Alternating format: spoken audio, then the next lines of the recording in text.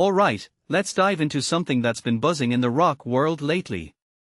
Imagine this: Greta Van Fleet, the band that's been carrying the torch for modern rock, just dropped an intimate concert at Chicago's Metro. But here's the kicker: this isn't just another gig. It's a moment that feels like a bridge between their past and their future. Personally, I think what makes this really interesting is the timing. They are on the cusp of releasing their new album, Palace for the People, and this show feels like a sneak peek into where their heads are at right now.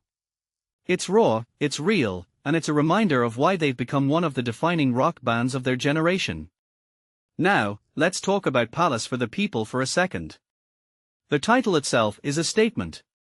Inspired by the origin story of London's Alexandra Palace, originally called the Palace of the People, it's a concept that's both historical and deeply relevant today. What many people don't realize is that this Victorian-era palace was built for the public, not the elite. It was a space for everyone to escape and wonder. Fast forward to 2026, and Greta Van Fleet is asking, what does a palace for the people mean in our modern world? In my opinion, this isn't just an album title, it's a manifesto. It's about inclusivity, about creating something that transcends boundaries. And if you take a step back and think about it, that's exactly what rock and roll should be. What's even more fascinating is how this album seems to be a culmination of their growth. Recorded in Tennessee with Mike Elizondo, who's worked with everyone from Eminem to Fiona Apple, it's clear they are pushing boundaries.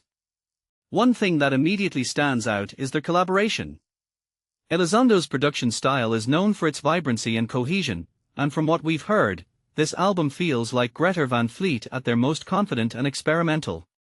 This raises a deeper question: can they maintain their signature sound while evolving? Personally, I think they are not just maintaining it, they are redefining it. Now, let's talk about the band's journey. Emerging from Frankenmuth, Michigan, they've gone from small-town kids to global rock icons. But what's really impressive is how they've stayed true to their roots while scaling up. Their live performances are legendary, and this Chicago show is no exception. It's intimate, it's electric, and it's a reminder of why live music matters.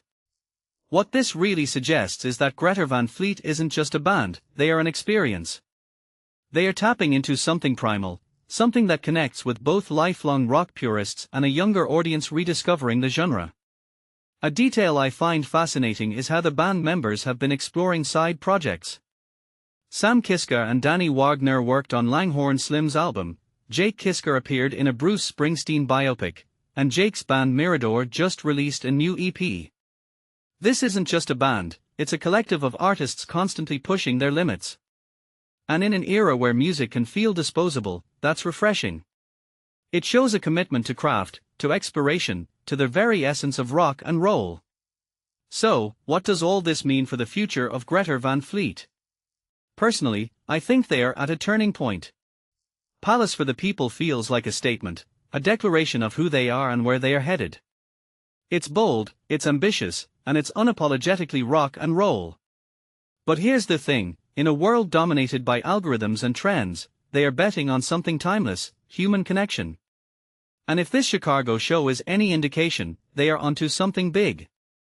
As we wrap up, I'm left with one question: what does a Palace for the People look like in 2026?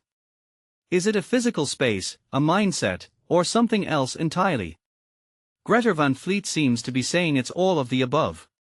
And honestly, that's what makes this moment so exciting. They are not just making music, they are creating a movement. So, what do you think? Are you ready to step into their palace? Let me know in the comments below.